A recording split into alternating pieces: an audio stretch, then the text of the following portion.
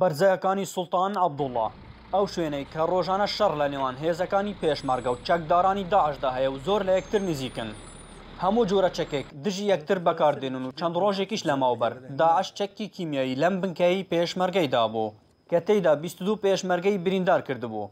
لەبارەی بەکارهێنانی ئەو چەکە کیمیاییە لەلایەن داعشەوە سەرپەرشتیاری هەردوو میحواری گوێر و مەخمۆر بەدەنگی ئەمریکای ڕاگەیاند. تیمەکانی فەرەنسی و تیمی ئەمریکی و هەر هەمووی کۆڵشنەکان بەردەوام منستاش سامپلیان وەرگرتووە نەخۆشەکانیان دیوە. یعنی ئەوەی بڵێ بە شەفەهی بە ئێمە گوتراوە کە مەزدە دەکرێت غازی خەردەلی تێدا بێ بجارە هەرەوە نییە کلۆرینەوە نەبێ غازی خەردەلیش بەکارهاتووە بەڵام راپۆرتی فەرمی ینی بڵێن بە ڕسمی بە کەتبی هێشتا بۆ ئێمە نەناردووە. پێشڕەویەکانی هەردوولا لێرە وەستاون نەداعش لە ناو گوندی سوڵتان عەبدوڵڵا دێتە پێشەوە و نە پێشمەرگەش پێشڕەوی دەکات چونکە بە گوتەی پێشمەرگەکان لەوێ بوو پێشەوە گوندەکانی عەرەبەکانن و ئەوان ناشنە پێشەوە و داعشیش وەستاوە بەڵام شەڕ بەردەوامە.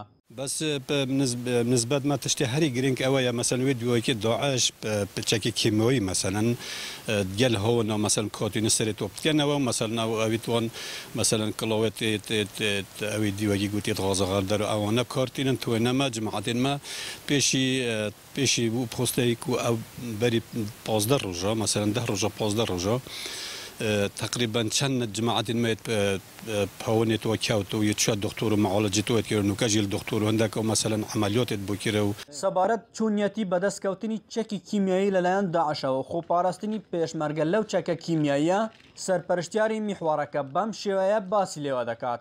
چەکێکی و تەقەمەنیەکی زۆر ترمان پێویستە بۆ ئەم شەڕە بەم شەڕە خوێنەوەیە لەگەر ئەم تێڕوستانە بەڵام ئەوەی کە هاتووە کافی نییە و بەتایبەتیش مەوزوعی کیمیاوی ئێستا داوامان کردووە کە یەکەم دەورە ئەمڕۆ دەستیان پێ کردووە ڕاهێنان بکەن بە پێشمەرگە و بە تایبەتیش ماسکمان بۆ بنێرن چونکە چەکی کیمیاوی ینی دەبێ ماسک هەبێت شەڕی تر نییە مەسە شەڕی بڵێ شەڕە تفەنگ و شەڕی کلاشینکۆف نییە کە شەڕەکەیە پێ بکرێ.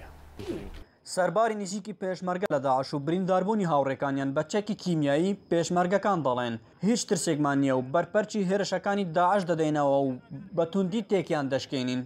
مجزوط قوينا يعني او بهونا ديرنما بس ام هما هل هيت شيء كان قد ما نترسين پشتەوەی ئێرە گوندی سوڵتان عەبدوڵڵا هەیە کە چەکدارانی داعشی لێ هەیە ڕۆژانە شەڕ ئێرە هەیە بەڵام هێزەکانی پێشمەرگەی کوردستان بە هەموو هێزێک بەرگری لە خاڵک و نیشتیمانی خۆیانەکەن و ڕۆژانە چەکدارانی داعش وەک خۆیان ئەڵێن لاشەیان دەبنەوە.